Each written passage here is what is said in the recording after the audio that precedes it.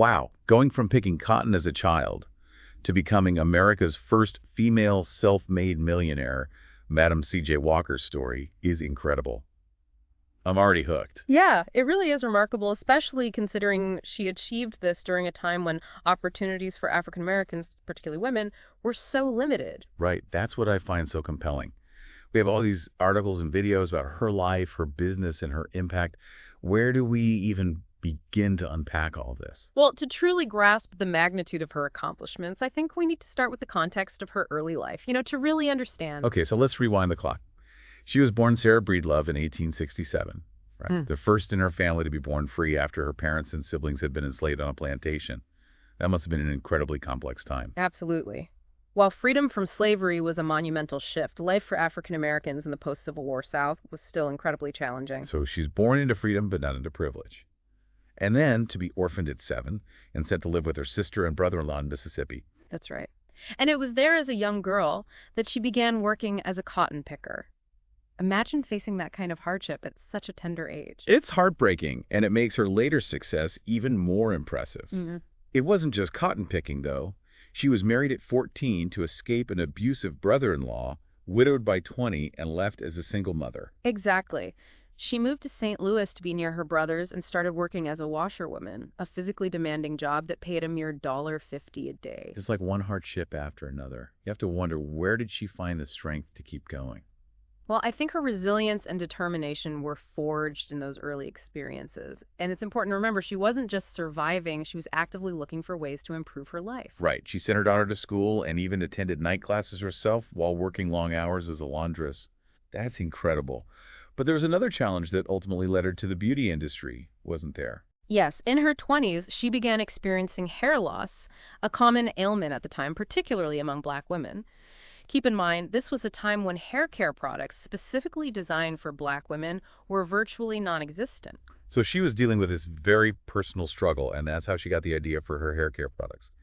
It's amazing how something so challenging can become a catalyst for innovation. It really is. She tried countless remedies, but nothing seemed to work. So she began experimenting with her own formulas, driven by necessity and a desire to find a solution not just for herself, but for other women facing the same problem. And this is where her entrepreneurial journey takes off, right? Yeah. In 1905, she launches Madam Walker's Wonderful Hair Grower. But I've read that there's some debate surrounding the origins of that formula. Yes, there are differing accounts. Before starting her own company, she worked for Annie Malone, another Black hair care entrepreneur, as a sales agent. Some historians believe she may have drawn inspiration from Malone's products. So it's a bit of a historical puzzle. But regardless of the exact origin, Walker firmly believed her formula was unique and more effective. And clearly, her product resonated with people because it took off, didn't it? Absolutely. And it wasn't just the product itself that set her apart. She developed what she called the Walker system, a comprehensive approach to hair care that included scalp preparation, specialized treatments, and the proper use of heated combs. Ah, the heated combs. Now, this is a detail that I think is really important to understand. Can you talk a bit about why that was so significant in the context of Black hair care at the time? Certainly. Back then, many hair straightening methods were harsh and often damaging. The heated comb, when used properly as part of Walker's system, allowed for a safer and more effective way to style Black hair. It represented a move towards healthier hair care practices. That's a great point. It wasn't just about aesthetics. It was about promoting hair health, which is a message that resonates even today. So you've got this incredible woman with an innovative product, but what really set her apart was how she built her business. Absolutely. Madam C.J. Walker was not just a brilliant innovator, she was a marketing genius. Okay, let's dive into that. Yeah. I'm curious, how did she go from traveling the country, giving demonstrations and selling products door to door, to creating a national and even international brand? Her success can be attributed to a brilliant combination of factors, but what truly set her apart was her deep understanding of community and her target market. Which was, of course, Black women who at the time were largely ignored by the mainstream beauty industry. I could see how that created a huge opportunity, but how did she actually tap into that market so effectively? One word: empowerment. Empowerment, tell me more. She recognized that Black women not only desired high-quality hair care products, but also yearned for economic independence and opportunities to elevate their lives. So it wasn't just about selling products, it was about empowering women to become entrepreneurs themselves. Exactly. She created a network of what she called Walker agents, training thousands of black women to sell her products and share her hair care methods. Wow, so these weren't just random salespeople. She created a whole system, right? Absolutely. It was incredibly structured and organized. She provided training manuals, hosted regular meetings, and even held conventions for her agents. That's fascinating. It sounds almost like an early form of multi-level marketing, but with a much stronger emphasis on community and, as you said, empowerment. You hit the nail on the head. At its peak, she had over 40,000 agents selling her products across the country. It was a revolutionary business model for its time. I can see how that would have given her incredible reach. But what strikes me is the impact this must have had on the lives of those agents. It was transformative. Many black women who previously had limited opportunities were now able to build their own businesses, gain financial independence, and contribute to their communities in meaningful ways. She was creating entrepreneurs, not just employees. I read somewhere that she even emphasized financial literacy and business skills to her agents, encouraging them to invest their earnings and build their own wealth. That's right. And it didn't stop there. When she incorporated her company in 1911, she stipulated in the charter that the president must always be a woman. Hold on. In the early 20th century, that's a bold move. It speaks volumes about her commitment to uplifting women. She was truly a visionary leader far ahead of her time. But let's not forget, she wasn't operating in a vacuum. She was a black woman entrepreneur in a time of intense racial segregation and deep-seated prejudice. That must have created so many hurdles for her. Did she ever talk about the challenges she faced? She certainly did. She encountered racism, sexism, and plenty of skepticism. Some even accused her of trying to make black women look more like white women with her hair care system. Which, if you look at what she actually said and did, seems like such a misinterpretation of her mission. She was all about embracing and celebrating black beauty. Exactly. In her own words, she said, "Let me correct the erroneous impression held by some that I claim to straighten hair. I deplore such an impression because I have always held myself out as a hair culturist. I grow hair." That quote is powerful. So how did she overcome those obstacles? It couldn't have been easy. Through sheer determination, resilience, and a deep belief in her mission, she refused to let prejudice and discrimination derail her. And remember, she was also a master of marketing. Oh, right. I read that she was one of the first to use before and after photos in her ads, which was a pretty innovative tactic back then. She was a brilliant storyteller. She knew how to connect with her audience on an emotional level and create a sense of aspiration. And she was incredibly strategic with her advertising, placing ads in black newspapers and magazines to reach her target market directly. It sounds like she had an innate understanding of branding, too. The image of Madam C.J. Walker with her stylish attire and perfectly coiffed hair became synonymous with success and sophistication for many black women. It's a classic example of personal branding. She was the face of her company, projecting an image of confidence, empowerment, and achievement that resonated deeply with her customers. But she never let success go to her head. From what I've read about her, she was incredibly generous and deeply committed to giving back to her community. Absolutely. She was a major philanthropist, supporting organizations like the NAACP, funding scholarships for black students, and donating to countless other causes that promoted social justice and economic empowerment. Her mansion, Villa Lawaro, was even used as a gathering place for black leaders and artists during the Harlem Renaissance, right? That's right. It became a hub for intellectual and cultural exchange, a testament to her belief in the power of community and shared progress.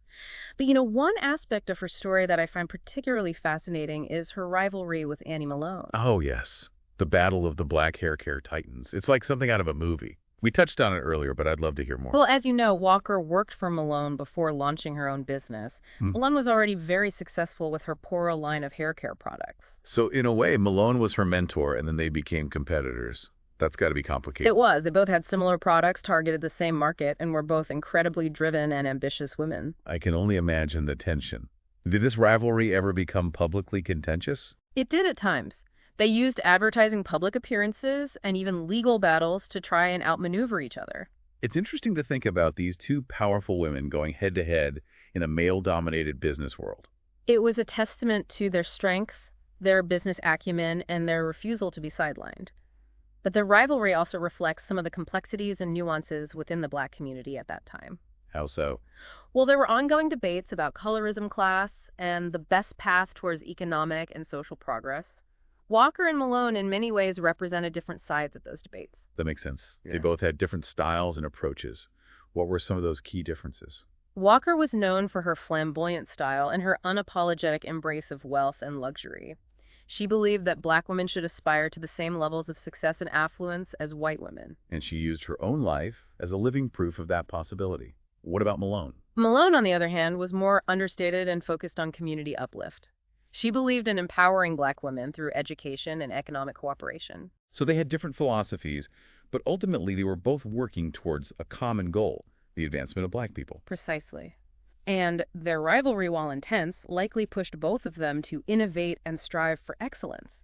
It's fascinating how these competing forces can sometimes lead to remarkable progress. It's like they were playing a high-stakes game of chess, constantly trying to anticipate each other's next move.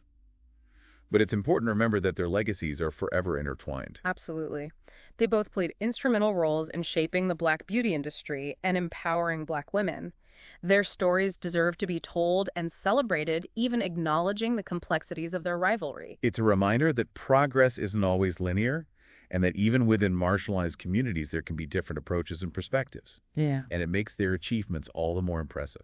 You know, amidst all this talk about business empires and rivalries, I'm curious about the woman behind the legend. What was Madam C.J. Walker like as a person?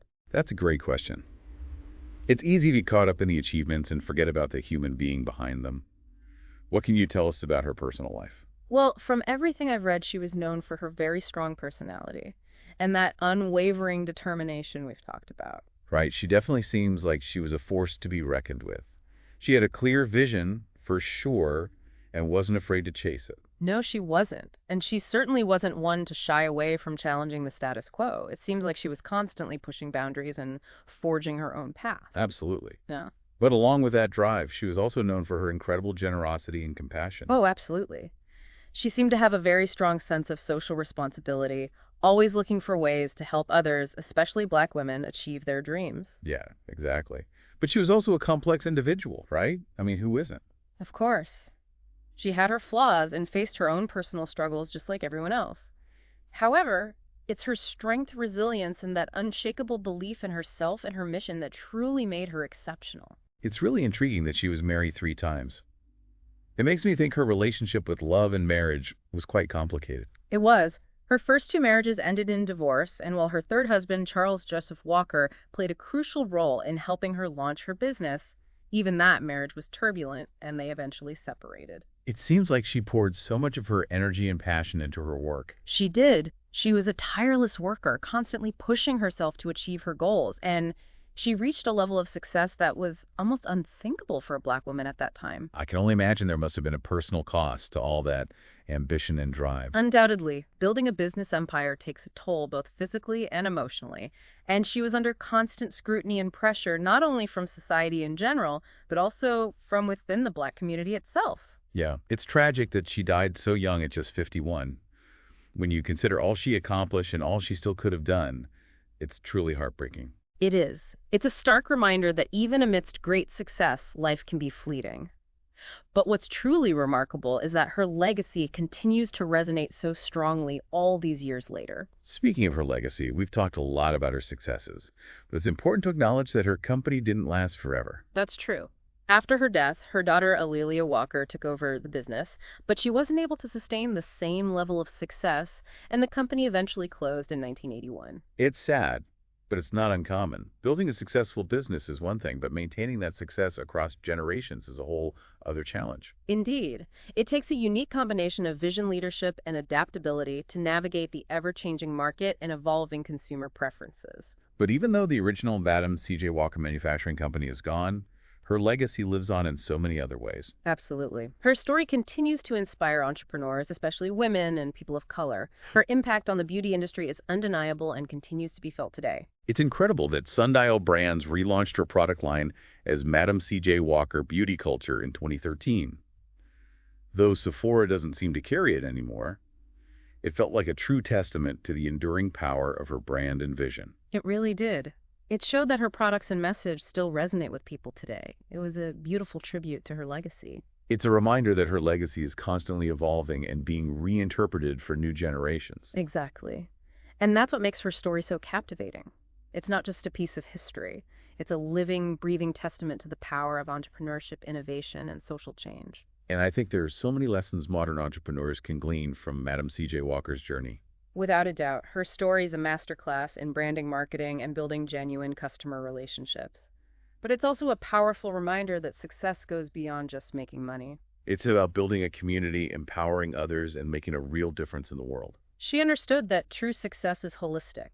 It's about creating a business that is both profitable and driven by purpose. And she proved that you can achieve extraordinary things even when faced with immense adversity. Her story serves as a beacon of hope and inspiration for anyone who dares to dream big. It all began with a simple yet powerful idea to help Black women feel beautiful and confident. And from that single idea, she built an empire that changed the world. Well said. Madam C.J. Walker's story is truly an inspiration. If you were moved by her journey, please give this video a like and let us know in the comments what resonated with you most. And of course, don't forget to subscribe to our channel for more deep dives into the lives of incredible people who shaped history. And speaking of groundbreaking visionaries, in our next episode, we'll be diving into the incredible story of Bernard Garrett. He was a man who, in the face of blatant racial discrimination, used his intelligence and determination to challenge the segregated banking system. You won't want to miss how he outsmarted the system and paved the way for greater financial inclusion. So make sure you tune in next time for that. Until then, thanks for joining us on The Deep Dive.